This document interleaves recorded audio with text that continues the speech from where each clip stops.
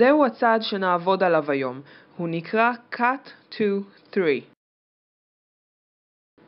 בקאט, הרגל עולה באלכסון לכיוון היד הנגדית, כאשר הברכיים נשארות כמה שיותר צמודות. אחרי הקאט נוסיף שני צעדים, קודם עם הרגל שביצעה את התנועה ואחר כך עם הרגל האחורית. cut to 3.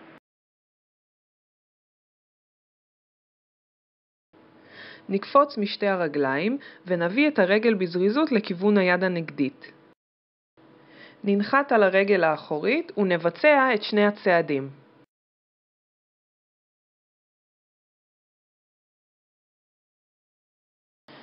cut to 3.